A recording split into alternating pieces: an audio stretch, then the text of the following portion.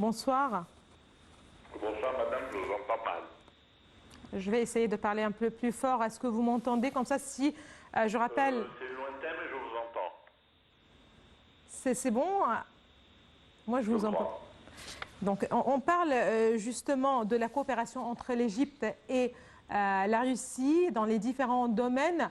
L'un des points les plus importants, en fait, de cette coopération, il s'agit de cet accord en matière, justement, duquel les deux pays pourront utiliser leur monnaie réciproque.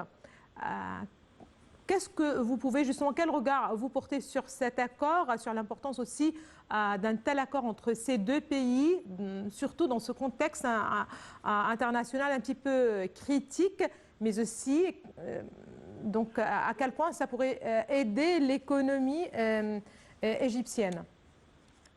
Évidemment, c'est un, comment vous dire, c'est un accord à double tranchant, je pense. C'est-à-dire que, évidemment, ça nous permet de ne pas avoir à acheter ce que nous achetons en dollars. Oui. Par contre, ça veut dire aussi que nous ne pouvons pas vendre ce que nous vendons en dollars. Oui.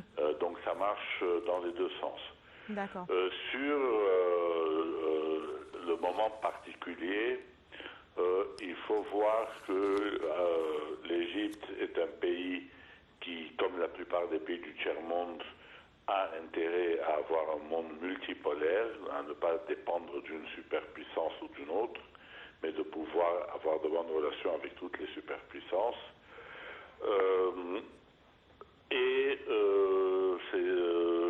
Comment vous dire, et nous avons de surcroît beaucoup d'intérêts commerciaux et autres avec la Russie.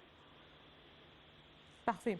L'Égypte, en fait, ou la Russie est le troisième partenaire économique de l'Égypte après l'Union européenne et la Chine.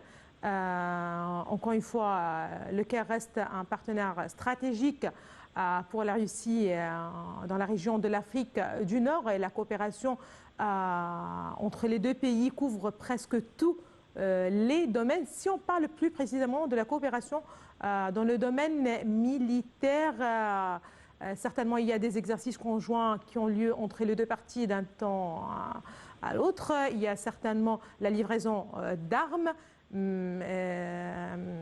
Donc, en ce qui concerne la coopération dans le domaine militaire, quels sont les points les plus forts selon vous? Vous avez soulevé plusieurs points.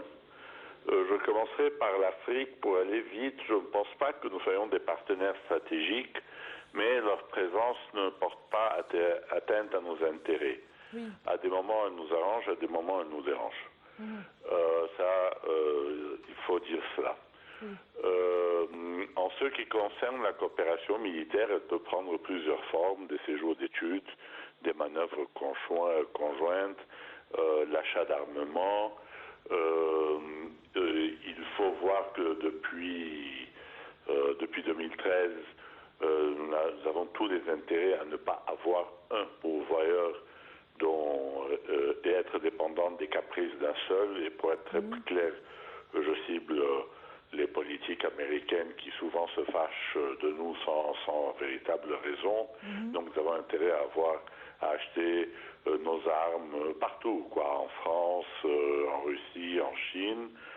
Je vous disais, il y a des études. Peut-être que le principal point, mais il est en train d'être vu, est que l'élaboration de la doctrine de notre armée a été très marquée par l'école soviétique. Mais c'est en train d'être vu, parce qu'il est assez compliqué d'avoir des armes européennes en ayant une doctrine soviétique. Et nous avons beaucoup d'armes européennes, même si nous avons aussi beaucoup d'armes russes.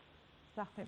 Merci beaucoup à vous, Dr Taoufik Akhlemandos. Vous êtes professeur de sciences politiques. Merci beaucoup de vos précisions. Là, je rappelle justement que le chef de la diplomatie russe, Sergueï Lavrov, a effectué en juillet 2022 une tournée africaine et qu'il a entamée par l'Égypte. Il s'est rendu ensuite au Congo, puis en Ouganda et enfin en Éthiopie. Objectif affiché par Moscou, rassurer les pays lourdement dépendants des céréales ukrainiennes après l'accord sur des couloirs sécurisés pour les exportations de grains d'Ukraine et de Russie.